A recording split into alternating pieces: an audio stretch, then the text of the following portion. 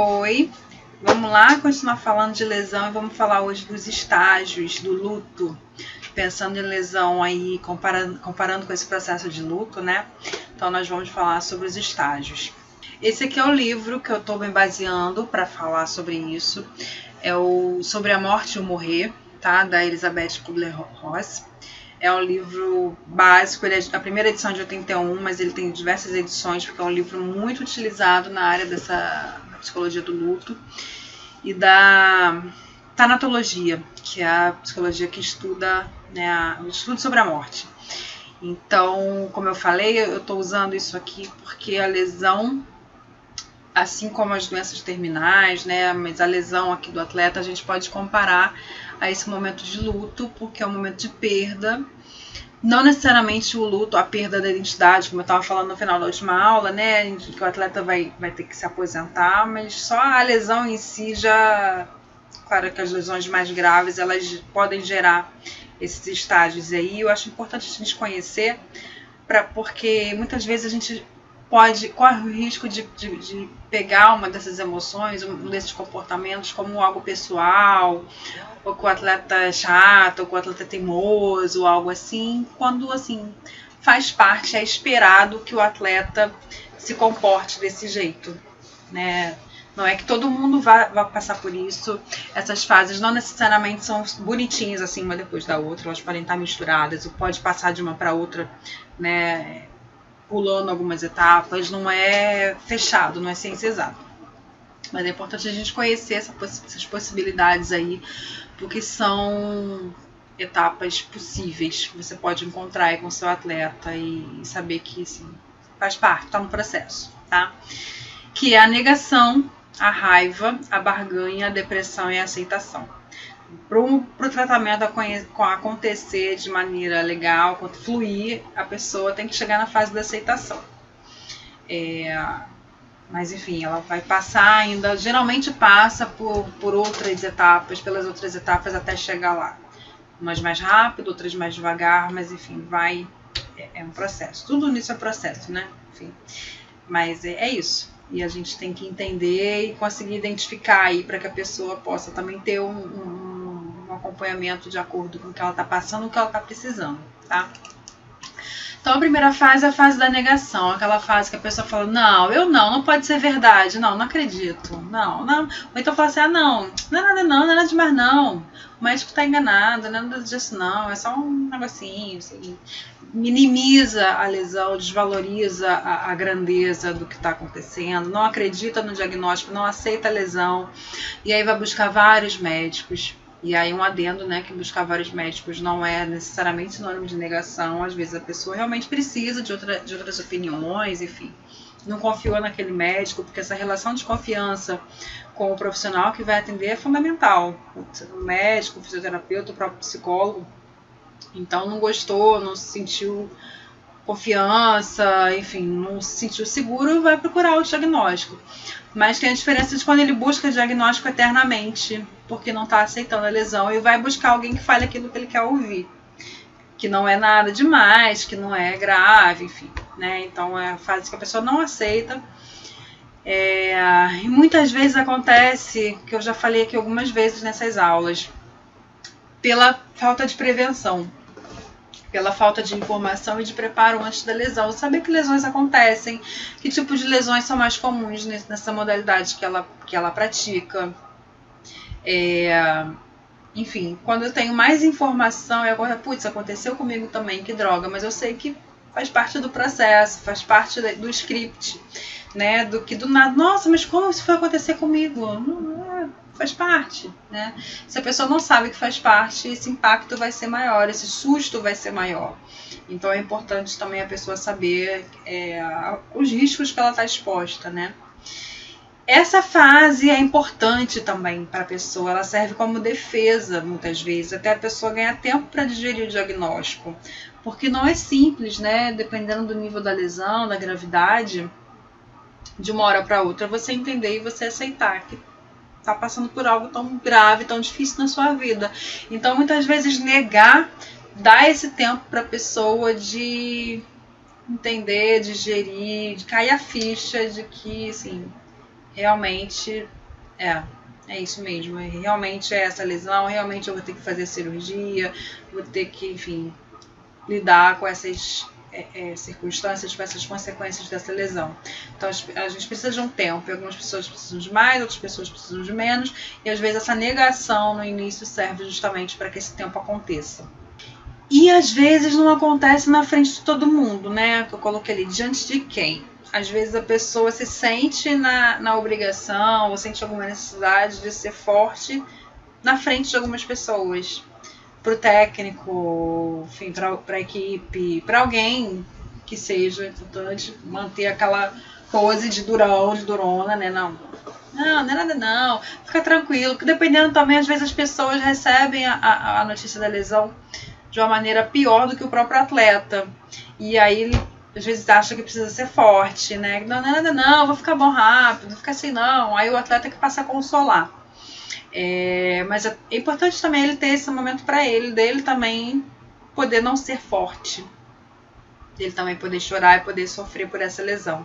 Mas então é até interessante pensar numa equipe, né, como que esse atleta se comporta na frente do psicólogo, do fisioterapeuta, do médico, do técnico, dos outros atletas, e ver se tem diferença, se não tem, né, que papel ele está desempenhando ali para fingir que a lesão está ok, que está tudo bem ou não, enfim, é importante também perceber isso, né, perceber como que ele está lidando aí, que imagem que ele quer passar para os outros.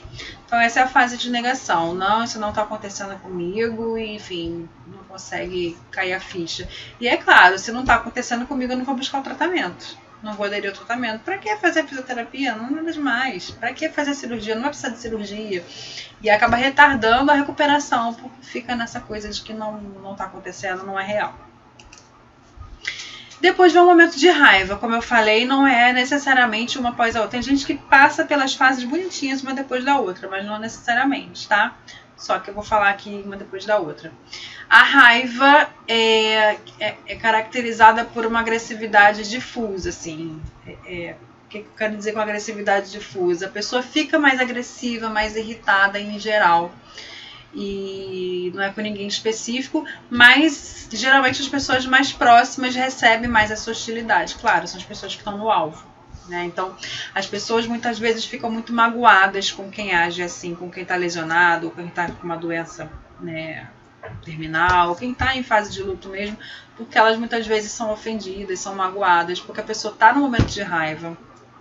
Por isso que é importante conhecer essas fases, porque eu sei que se a pessoa está passando por esse processo de luto, essa agressividade não é comigo, essa raiva não é comigo, é dela, do processo dela. Ela vai descontar em mim, mas faz parte, tá? Então, às vezes a pessoa nem se dá conta de que isso está acontecendo, mas é uma agressividade assim em geral. Ela fica agressiva, ela reclama, ela xinga, ela pode querer quebrar alguma coisa, enfim, né? Fica mais irritada e mais agressiva mesmo. Mas quem vai receber isso são as pessoas mais próximas, tá? Mas é importante entender que não é teimosia, que não é o paciente rebelde. Não, faz parte do processo, tá? De passar por isso. E aí, se é o fisioterapeuta que tá ali todo dia, ele dá com aquele atleta, né, horas por dia, é ele que vai receber essa raiva, essa hostilidade, tá? E é um momento em que muitas vezes a pessoa vai se perguntar, mas por que eu? Por que isso foi acontecer logo comigo? Que droga! Eu faço tudo direitinho. Pô, eu não mereço isso, eu não mereço passar por isso, né? Eu sou uma pessoa boa, eu sou um atleta disciplinado, enfim. Né, a gente não explica essas coisas, não tem como explicar mais porquê, mas da mesma forma que eu falei, né, com choro, com sofrimento, é poder entender, poder acolher a pessoa, não tem muito o que falar, mas poder entender, ou traduzir para ela essa raiva que ela está sentindo, mostrar para ela como que ela está agindo, enfim, e esperar que ela possa caminhar nesse processo para as outras etapas, que é isso que é o movimento saudável, ela sair disso aí, não ficar muito tempo em cada uma dessas etapas, ela poder ir passando de uma para outra, senão realmente virar algo patológico. A fase da barganha, geralmente a barganha com Deus, ou com o universo, se a pessoa não acreditar em Deus, enfim, mas é uma barganha assim com o mundo, né? Envolve promessas, trocas e pedidos, é aquela fase que a pessoa tenta adiar alguma coisa, tenta mudar a sua situação prometendo eu vou fazer alguma coisa para poder voltar logo, né? Tem promessa, se eu me recuperar até as Olimpíadas, eu vou subir a escadaria da Igreja da Penha, que é uma igreja aqui no Rio de Janeiro, que tem uma escadaria imensa, de joelhos. É muito comum promessa, né, nessa igreja, enfim. Geralmente inclui um prêmio por bom comportamento, né? Então eu vou fazer e vou seguir o tratamento direitinho, então me deixa jogar só esse jogo, né? Enfim, é um pedido, barganha já é um pedido, uma troca, assim. Eu faço isso para poder conseguir aquilo, né? Geralmente com Deus por conta disso. Eu vou me comportar bem e o Senhor vai me conceder alguma coisa com relação à minha lesão. E estabelece uma meta autoimposta, alguma coisa que a pessoa vai se obrigar a fazer para poder ter em troca essa recuperação mais rápida, essa recuperação boa. Aqui tem uma citaçãozinha desse texto, desse livro da Kubler-Ross. Tem até um errinho aqui, mas eu copiei como tá. A maioria das barganhas são feitas com Deus, são mantidas em segredo, ditas nas entrelinhas ou no confessionário. A pessoa dificilmente vai ficar falando, eu prometi que eu vou fazer não sei o que. É uma coisa mais a pessoa com ela mesma, e com Deus, ou com o universo, enfim, com a crença que ela tiver. Mas não é uma coisa muito divulgada, a pessoa não sai falando isso pra todo mundo, é uma coisa que é ela com ela mesma, ou nas entrelinhas, ou ela fala com um psicólogo, com alguém de muita confiança, ou nas entrelinhas, às vezes você percebe que tá rolando aí alguma coisa, não, eu vou fazer isso né, você percebe que a pessoa tá cumprindo algo já de antemão, esperando uma resposta em função daquele comportamento, enfim, dá pra perceber às vezes que tem essa barganha aí. A fase seguinte é a depressão. Chama de depressão, não necessariamente é a depressão, doença, mas um estado assim de que vem o baque, que cai a ficha. Na verdade, cai mais a ficha na aceitação, mas é quando vem o baque, assim, é o sentimento de perda, quando a pessoa geralmente se entrega e chora e consegue sofrer, que às vezes é muito libertador a gente poder sofrer, poder chorar. E aí aquilo que eu falei lá na outra aula sobre o choro, né? Poder acolher essa tristeza, acolher esse choro e não ficar tentando animar e fingir que tá tudo bem, porque não está tudo bem. Então não fica tentando falar, não, tá tudo bem, não chora não, fica assim não, vai passar rápido, você vai ver, você não vai nem sentir. Não, vai sim, vai sentir sim. Então entende, acolhe esse choro, acolhe essa tristeza. Se não tem coisa boa pra falar, também não fala nada. Não precisa falar coisa negativa, não precisa falar pra pessoa que vai ser ruim, que vai ser difícil. Não, mas não fala nada.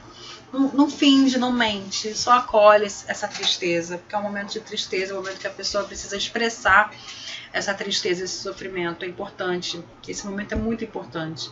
É um momento em que começa a cair a ficha, e aí realmente, caramba, é isso mesmo, eu tô com essa lesão, eu vou ter que ficar afastado tanto tempo, eu vou ter que fazer uma cirurgia difícil, complicada, não sei se eu volto.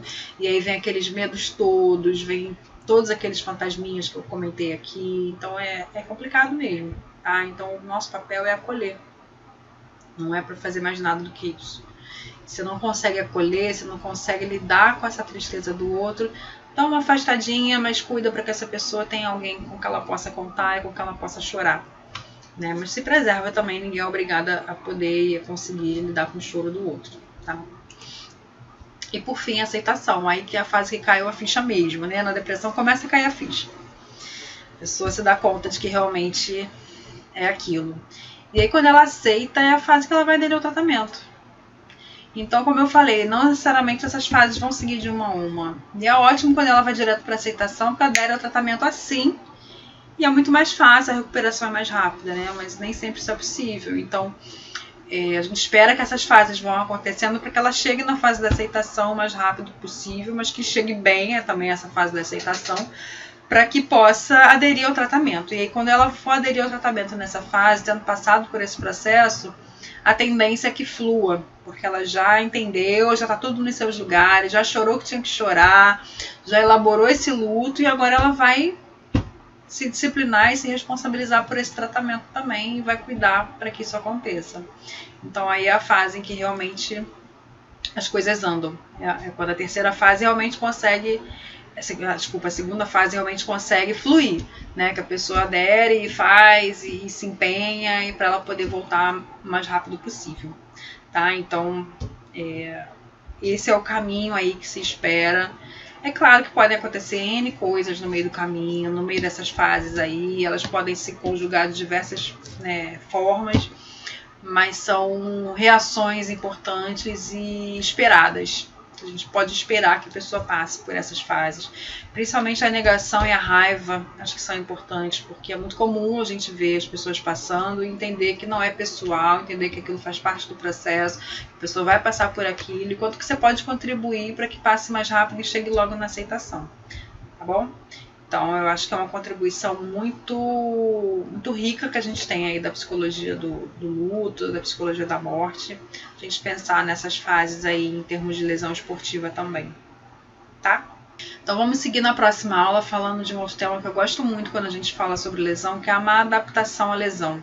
Que é quando essa fase da aceitação não chega, ou chega meio torta, quando o negócio não dá muito certo e aí fica muito mais difícil a pessoa se tratar, se aceitar, enfim, esse é um momento bem complicado. A gente está falando até agora de tudo como ocorre bonitinho, né? Então na próxima aula vamos falar de quando não ocorre bonitinho, quando a coisa dá ruim, tá? Então espero você aí para a próxima aula.